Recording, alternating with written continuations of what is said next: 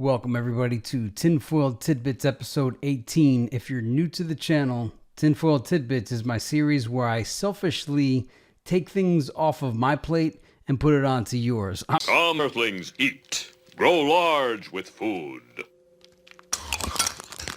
I'm getting this stuff off my hands and putting it into yours. So anyway, let's get on with the show.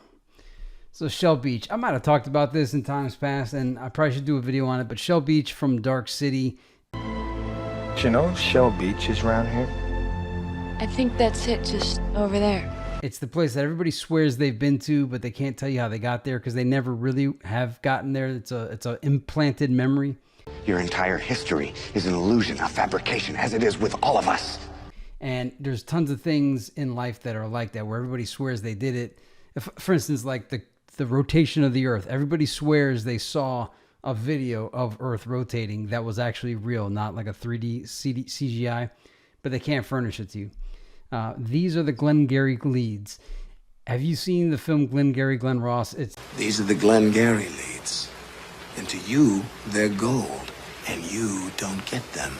It's the scene where Alec Baldwin says, "These are the Glengarry leads, and you don't get them, because giving them to you would be like throwing them away." It's for closers. Now, that is something that came up recently, and it was in my notes, and I thought I wouldn't forget what that related to. But basically, the same thing has happened in society. It's like they're like, "Hey, look what's out there," but you don't get it. Can't remember what it is though. So that previous slide was completely pointless. I didn't really offer anything. How long before space tourism becomes the flying car or the hoverboard? My whole life I've been told space tourism is coming. It's still not here. I mean, there's coming soon. Look, they even have cute Under Armour suits, but I still haven't seen it. Just like the flying cars. Oh, I have a piece of paper. I probably should do a video on it. I will when I find it. I was looking through my old notes from the 90s that are like emails I sent my parents, and I emailed them a picture of it was an advertisement for the flying car from 1998, and it was coming out next year. Here we are in 2019. There's no flying car. The hoverboard, I mean, whatever. So Virgin Galactic founder Richard Branson models the company's new line of spacewear made by Under Armour. This is an ad for Under Armour. Now, think about this. Amazon's got their own little space thing. SpaceX with Tesla got their own thing. And then Virgin Galactic. None of them have released any video footage from space. You would think they would release some footage to entice your imagination to be excited for space tourism. But I haven't seen it. Now, as far as like the cool space outfits, I've been waiting my whole life to get these like future outfits. I saw the Raelians from Canada. They had like those weird like future. I'd like to buy some of that stuff. Most people hate it. They think it's dorky, but I like it. So there they are. Okay, now here's a comment somebody put on my Facebook. I don't remember who it was, but it was a good comment. Now, this is two comments. The first comment is from somebody else. It says investment agreement. So investment agreement, the vocab term, is a slick name for extortion in big corporations. All right, now here's the other comment. This was on probably one of my videos dealing with my better Green New Deal. I've read that fossil fuel was a term that the oil companies and other government and energy entities came up with to basically dupe the public. The basic premise is that oil is a hydrocarbon, carbon and hydrogen, the same as all organic material. Hence, oil can be produced from plants as an example. Shell now produces and markets oil that they claim to be produced from natural gas, using the method of deception that oil must be drilled and sucked out of the ground creates the scarcity narrative as well as drives a financial narrative. The reality is that if this is true, at its most basic level, there is no scarcity, and the oil companies are pulling off a huge fraud on the public, all while getting uber rich and gaining and maintaining control over the energy sector and populace through manipulation. What we remove from the ground may or may not be what we see and or believe to be true. I would assume that oil could be produced from water as well. In fact, I would tend to think that energy could be created from any hydrocarbon through the correct processes. Very well said. I've thought the same thing many times. So yeah, the whole energy thing is the Grunch. Read the Grunch of Giants. I mean, really, 2019, we're still buying gas, but nobody cares. So here's a long one. This is a conspiracy theory, like an actual conspiracy theory I saw online last week. This has to do with California's when they turned off the electricity. But it's not just the electricity. There's the electricity. You'll see how this connected it all. And in the end, we heard that 1,200 people were rescued. But let me just read this. It'll make sense. My theory on the PG&E and unexplained explosions in Northern California. I've been following this for a few days, and the pieces seem to fit from many different threads. Here's my pure speculation, but grounded in quite a few facts. The White Hats had PG&E turn off power to Northern California. They then canvassed the entire area with helicopters with LiDAR technology that is basically like ground-penetrating radar, but it detects metal, hollows, concrete, and especially electricity. With all legitimate electricity turned off, it was easy for them to scan below ground, quadrant by quadrant, to detect the exact locations of the tunnel systems connecting the DUMBs, deep underground military bases, in California to Utah and wherever else, because the tunnels still had power, which runs on their own power grid. The underground power network was being masked by the above-ground electrical network. After they mapped out the exact locations, the next day there were 5 simultaneous explosions caught on satellite in the mountains and wastelands. My theory is the tunnel systems were collapsed and they cut off the bases from one another in key strategic locations. The power being cut to 2 million homes was absolutely necessary to pinpoint the still active electrical pathways in the tunnel systems. This is war, ladies and gentlemen, and the deep state just got served a hearty defeat. Look at the facts of what has occurred recently. The military has been training for subterranean battle. Troops pulled out of Syria, and the Turks are given the go-ahead to wipe out the last vestiges of the deep state in Syria amongst the Kurds. The Chaicoms are booted out of Long Beach port, our second largest and most strategic shipping port. Deep state goons being arrested and outed everywhere, from federal judges to politicians and corporate sociopaths. This is a war. Make no mistake, it is a war between the non-corrupted military and the NSA against the CIA and the deep state communists.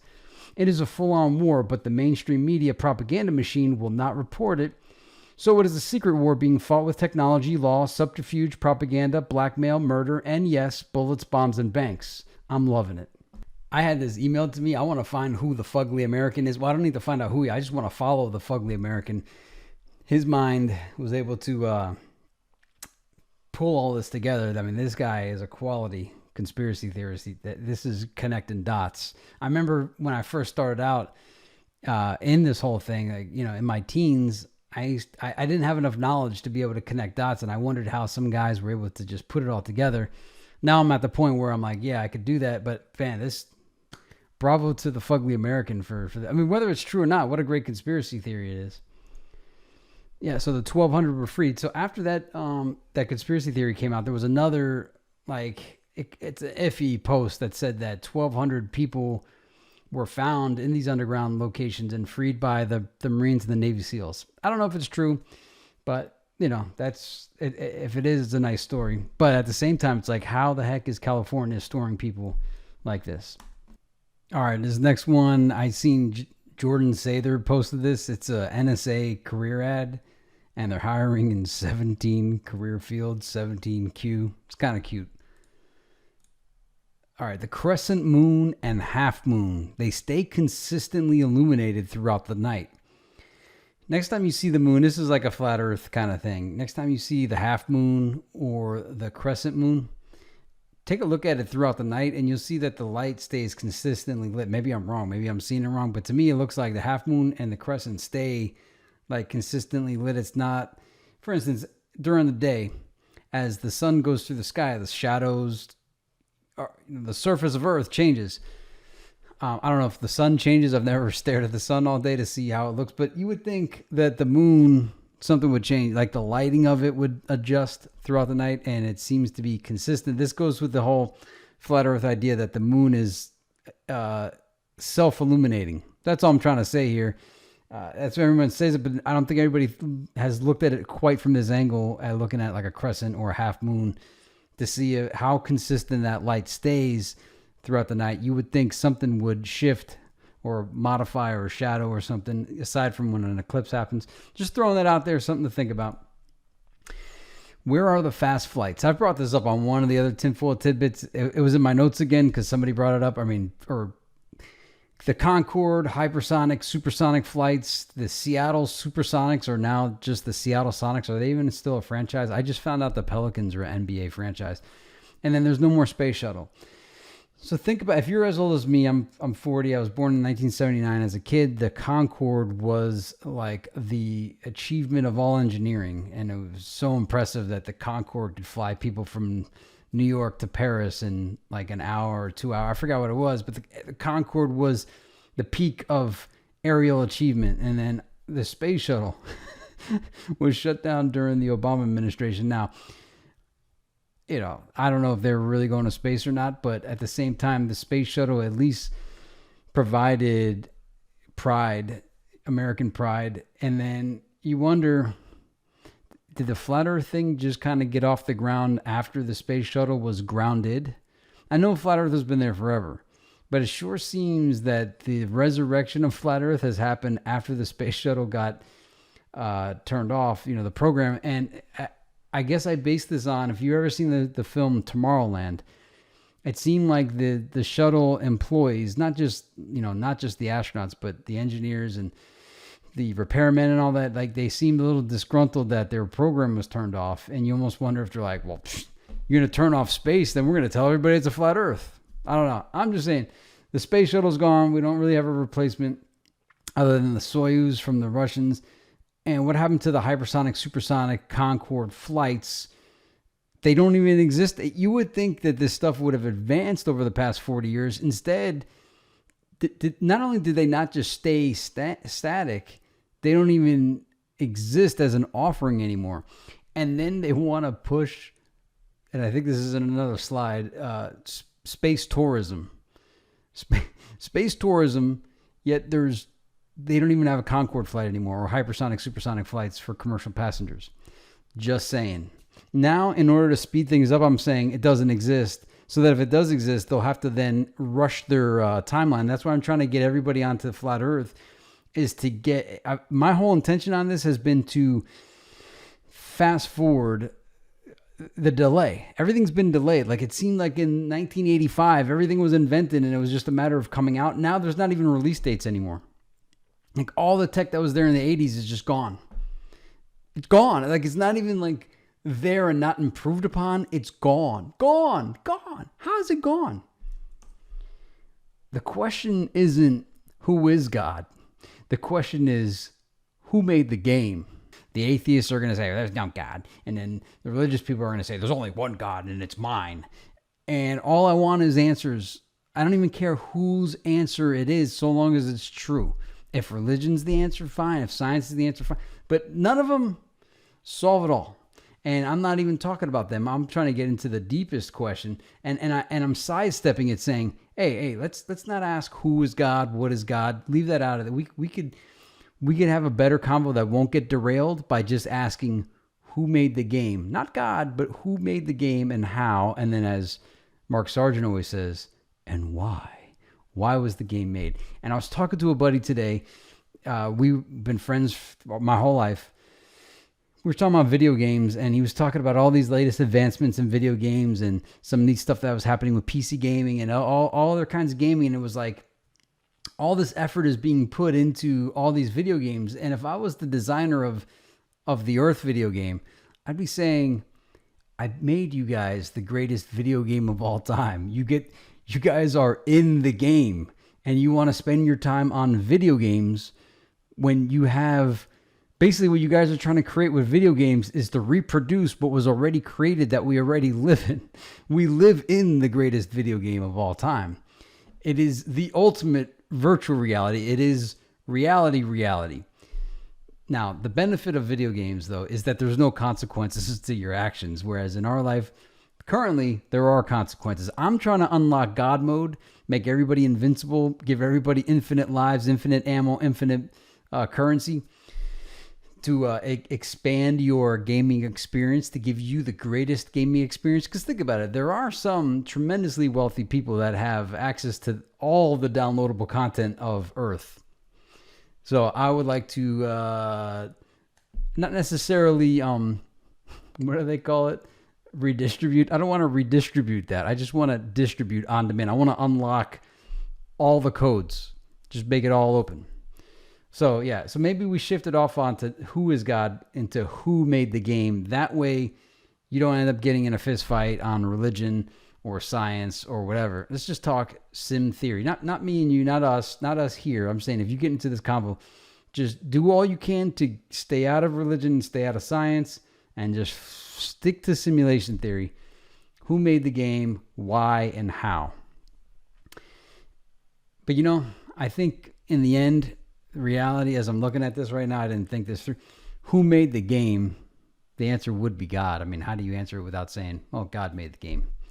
So I'm not knocking God. I'm knocking religion. Notice I didn't say I'm not God. I said I'm just not with religion. I'm not with science. It's not like I don't appreciate nature and the natural science of science and the earth sciences that have been offered to make our lives great. And also, if you're into flat earth and somebody tells you, you use a cell phone, how dare you question the globe? Just say like, dude, I use the cell phone on Earth, and I'm not mad at Earth science. I just question space science. So differentiate between Earth science and space science. And that would, because most of the time, the flat Earth, round Earth debate is basically you getting shamed for daring to question the high priests of science. And the reality is, I remember in the 90s, the scientists, like the real scientists, not the actors on television, but the real scientists were upset with fringe science, because fringe science is now real science, right? And like all the quantum stuff and theoretical physics. I called it fringe. Basically, theoretical physics is now considered mainstream science. And I remember the real scientists of the 90s didn't appreciate the theoretical science getting all the attention because it was giving it a bad look. I do remember many of my science and physics teachers throughout the years used to say, try to think of gravity as buoyancy and density, long before the flat earthers said it. They really tried to push density and buoyancy. And I remember one of my teachers even said, he's like, there's no such thing as zero gravity. It's always microgravity. So I think through the years, the teachers have just been trying to give us hints. Plus, we always learned of these histories of, it was once a geocentric model, then a heliocentric model, then the mechanistic model, then the relativistic model. So you got all these different models, and they're all models, not proofs, just models. And eventually, when you get into these convos of the globe versus flat, eventually, in the end, they just want to offer a mathematical physics model. And it's like, dude, flat earthers have a math physics model too. I just want some proof from outer space of all these claims of the rotation, the revolution. It's simple. I'm not asking for the world. I am asking for the world. Anyway, enough of that. Frequencies, meditation, and DMT.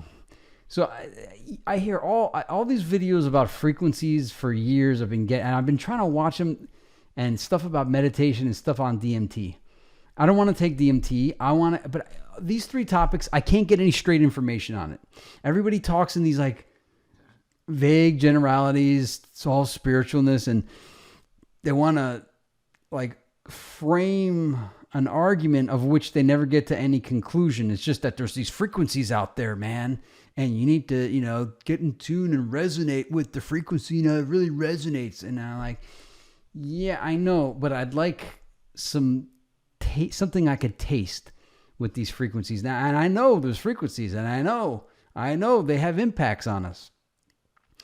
But all the videos on it, they just want to talk about whether it's the 440 hertz and the tuning of the music, or, hey, Nikola Tesla thought, he found that there was a frequency of the earth, and, there's a special God frequency that everybody's trying to find. That's the secret frequency. And it's like, okay, but what is it? And it's hours and hours of this stuff. Then, and when meditation, oh yeah, we got to meditate. And I'm like, okay, nobody tells you what their meditation experience is. It's like in the Matrix. Remember when you go see the Oracle, it's only for you to know? I tried to talk about my meditation experience. It's on a video on my channel. I try to offer what I recall, how I did it, what I did, and I had a profound experience. I watch all these other ones, and it seems like it's an exercise in like virtue signaling of, oh yeah, meditation is so great. I'm like, dude, I want to taste that. I want to taste something. Give me something I can taste. And then DMT, even Joe Rogan, Joe Rogan, whether it's Joe, whether it's old videos of Terrence McKenna, I can't get any. It's just like it's this other time doesn't exist, man, and I can't get it. Can somebody tell me about DMT, their DMT experience? I bought the book, The Doors of Perception, but that was about mescaline. And even that book by Aldous Huxley, I didn't read the whole thing. I read part of it. I just got bored of it because it was just all over the place. Now, I get it. Taking drugs and whatever, it's going to take you to a whole different realm. But, I talk about choosing my life in another dimension, and I tried to make it as understandable as possible. Okay? Now, that's way crazier than using drugs on Earth. And none of these guys can explain DMT, meditation, or frequencies in a way that I can understand it without requiring me to listen to them set up the discussion for an hour. It's like, hey, you don't need to convince me the frequencies have an impact on our life. I'm with it. Can you get to the point? Can you get to the point? Meditation, can you get to the point? There's all this secret knowledge to learn from meditation. Yeah, I get it. So but they never tell you what they learned. So I sound a little bitter here.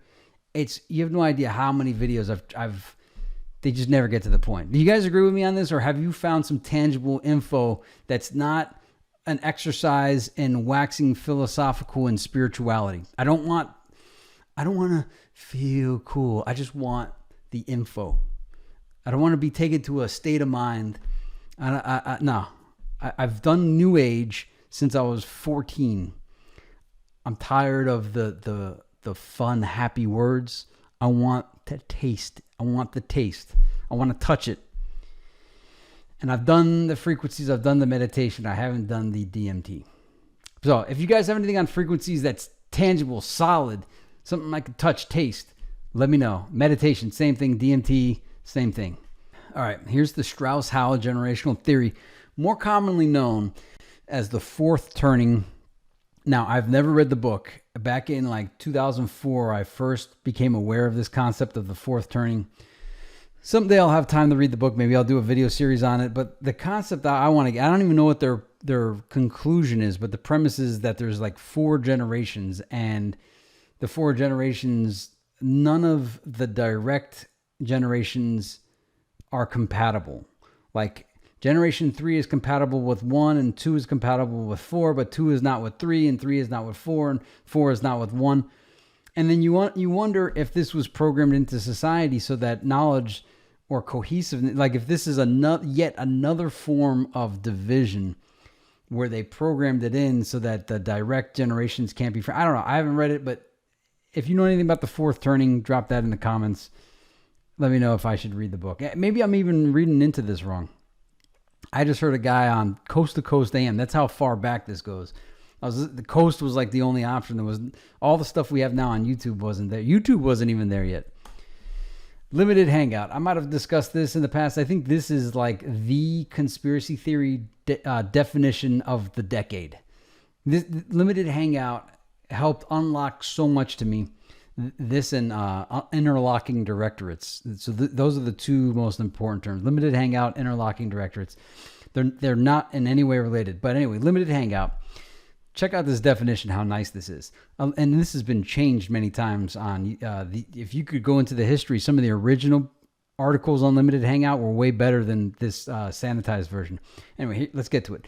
A limited hangout or partial hangout is, according to former Special Assistant to the Deputy Director of the Central Intelligence Agency, Victor Marchetti, spy jargon for a favorite and frequently used gimmick of the clandestine professionals. When their veil of secrecy is shredded and they can no longer rely on a phony cover story to misinform the public, they resort to admitting, sometimes even volunteering, some of the truth while still managing to withhold the key and damaging facts in the case. The public, however, is usually so intrigued by the new information that it never thinks to pursue the matter further. And then you also have a modified limited hangout, and that has another definition. But to me, in present day, if that definition didn't trigger a gazillion things in your mind. The best example I give is the revelations of Edward Snowden. So but I also say that Edward Snowden was the permission event where the powers that be gave you permission to discuss surveillance technology. Because prior to that, if you talked about it, you were called a conspiracy theorist. Now they gave you permission. But everybody, the funny thing too with Snowden and even Julian Assange, all these WikiLeaks and all these drops, nobody reads them. It's like all the stuff has been dropped and nobody takes the time to read it.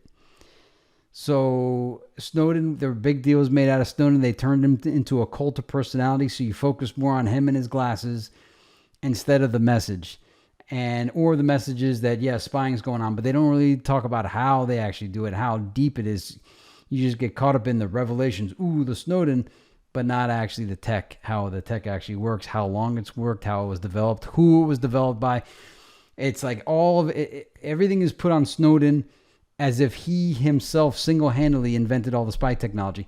And all the other people involved in it are not even part of the discussion. It's just Snowden and Prism and Promise, those two particular systems. So that's how they still are able to control the narrative. Political stuff. All right. Why it's important to pay attention to the circus and participate in it. Okay, so whenever I talk politics, people are like, I can't believe you follow politics. It's bread and circus. It's like watching NFL football. I'm not, and a lot of people just check out of society. I'm not going to check out of society. I want to win. Checking out of society just means like, no, I'm not playing. I'm like, I'm going to beat you at your own game with the whole entire thing stacked against me, and I'm going to change your world into my world. So I go into politics to shift. So with both parties, I shift both of their narratives. With the Democrats, I'm like, you guys are lying about what you say. You're not really for the people. If you were for the people, you would release all the free energy technology. You would release all the forbidden health technology, make people invincible. And I gain an inappropriate thrill exposing that their entire ideology is based on manufacturing dependency and scarcity. To keep people dependent. They say they want to make everybody equal, but it's equally poor, not equally rich. I want to make people equally rich. They want to make people just above poverty. And it's so fun extracting that out of them. So I'm saying, if you really were for the people, as you say, you'd unleash all the tech that would enable people to be so independent. But that's not what you're for. You're for keeping everybody down so that you could control them. That's what I want the majority of people to realize, is that's what it is. Now, with the Republicans, everything they do is supremely obvious. So it's not like all I have to do is point it out to them, and they don't even care. They're like, yeah, that's what we do. Because the circus and the politics happens whether you vote or not, whether you care about it or not, whether you watch CNN or Fox or whatever, it still happens. And it's kind of like this. You ever seen Gladiator? Remember when Commodus, the Joker, Joaquin Phoenix, he put out his thumb up and down. The powers that be are asking us, which way would you like us to enslave you for the next 4 years? So you get to choose what kind of enslavement you want and what you want it to look like. So the narratives that get crafted by the two political parties for the most part, plus the special interest groups that fund them. I'm voting to make the narrative happen the way I want to see it. It's like we're voting how we want the storyline to go. So I want to continue on with this Pandora's box being opened and all the secrets being leaked out and all of the sacred cows being slaughtered with Trump, because everything comes out with him and he's disrupting all of the, not all of it, but a lot of it, right? You're not going to get everything, but all the secrecy is being disrupted. All the secrets are being let out. All the pink elephants are being acknowledged. So that's why I participate in it. So here's the way I framed, they propagandize. And so I'm like, well, if you're going to propagandize, I'm going to propagandize. So the way I framed the 2016 election was, if you support the New World Order, vote for Hillary Clinton. If you're against the New World Order, vote for Donald Trump. And what's funny is most people thought I was making stuff up back then, but it's pretty obvious now that I was actually giving a fairly accurate description of the two choices. of the election. And again, I know most of you guys are like, your votes don't matter. And, you know, I'm not debating that. I'm saying that all this stuff, you might as well participate in create. And if you don't like the two major parties, if everybody voted third party just to do it, just to piss off the game, there's more people that don't vote than do vote. And, you know, of the people that are registered to vote, only like half of them even vote. So if everybody decided that you want to buck the system, you want to really make a change and really throw everything for a loop, everybody should just go vote third party. Just do it. I don't care. You don't have to vote for Trump. I'm not saying vote for, just go vote third party and buck the system. That's how you can really blow everybody's mind. As Jesse Ventura said in 2000, he said, I realized there was more people that didn't vote than did vote. And if I could tap into those people and motivate them and inspire them to get part of the election system, I could win the election as an independent. I wouldn't need a single Republican or Democrat donation. I could just go to the people that were disenfranchised by the system. And that's exactly what I did. And so that's how Jesse became governor. There's plenty of people that are waiting out there to be inspired to get into the system. I ain't a part of your system, man. Well, sometimes, you remember, Neo had to go into the Matrix to destroy the Matrix. So that's all I'm saying. I'm not saying you got to elect your next slave master. I'm just saying there's a way we could game this to our advantage. They hope you don't vote. The less you vote, the less you participate in the system, the greater their share is. So get out there and vote third party, whoever the third party is. So now the way I want to frame the 2020 election is, if you want to see how far the rabbit hole can go, take the red pill. If you want to go back to sleep, vote blue and take the blue pill. The problem with, and that's a great slogan. I mean, my 2016 slogan was fantastic. If you support the New World Order, vote Clinton. If you're against it, vote Trump. And this one, if you want to see how far the rabbit hole goes, take the red pill, vote red. If you want to go back to sleep, vote blue. And even though that's kind of simplistic, there are some of these, like Tulsi and whatnot and Yang have neat things to say on the left. But my problem with utilizing this is, as I said in the Simpsons video, most people want to be ciphered. They want to take the blue pill. So I'm concerned that people couldn't handle the chaos and the info overload, the disclosure that we're receiving under Trump. It's so much chaos, and the fake news has gone crazy, like being against Trump. I'm pretty sure some people just want it all to go away. Like, it's not that they want the Democrat to win. They just want the Trump madness to stop. So if you don't think we have, and you're pretending you don't do politics, you might be lying to yourself. Yeah, that's the other part too. So everybody pretends that they don't do politics, but they do. They just don't talk about it, or they have their own opinions. It's not like anybody doesn't have their own position. Oh, some people really don't. And they just don't pay attention at all. They just watch baseball. So I'm concerned that if I push this whole blue pill, red pill thing, people will say, give me the blue pill, I'm tired of this, I can't take it anymore. Now, some people in real life are intrigued by me, like the stuff I say, how I reveal the hidden truths about our society. But some of them, once they know me long enough, I eventually ruin one of their sacred cows, sacred lies that they tell themselves, and they become bitter at me. It's like I ruined their fun by taking away the illusion. They start to avoid me, like I took their drugs away. The left profess to be so open-minded that they have it all figured out. And a few of them have allowed me to debate them for years. They all think they're going to win me over. And then they all lose in the end. And then they become mad. They then like finally accept their spot. And it's not about me trying to, I guess I ruin everything. Eventually I'm going to ruin something for you. You may be enjoying the stuff because I'm trying to expose everything.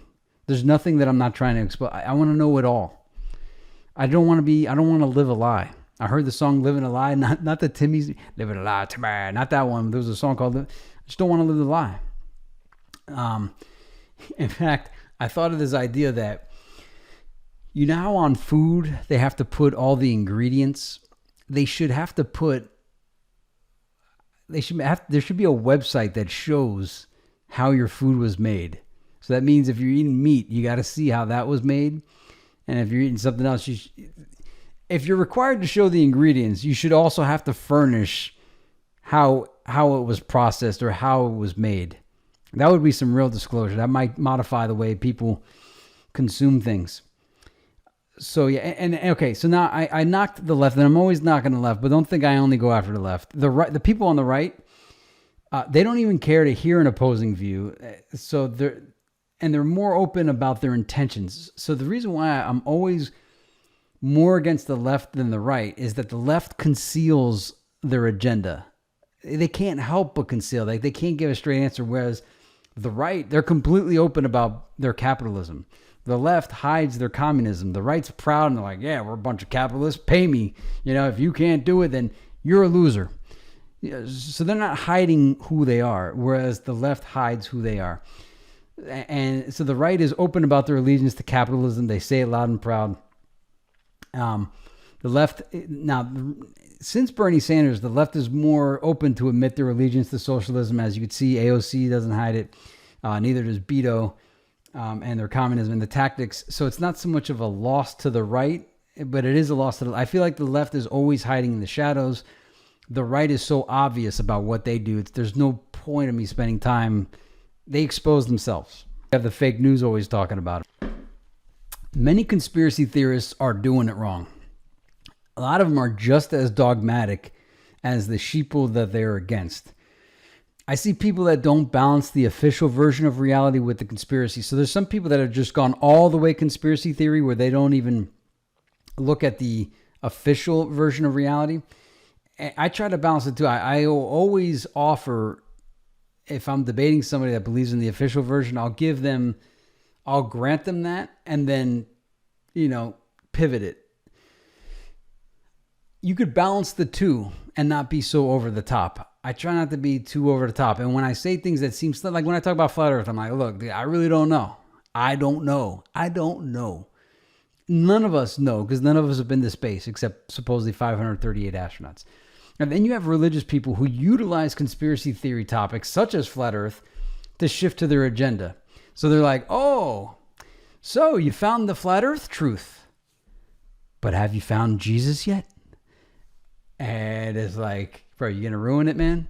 You're going to ruin poor ODD, right? The religious people have just like, ODD, you got to believe in Jesus. You got to come to Jesus. And poor guy's like, hey, man, I'm trying to find my way there, but I'm not going to let you guys pressure me in. And then Mark Sargent gave this magnificent presentation.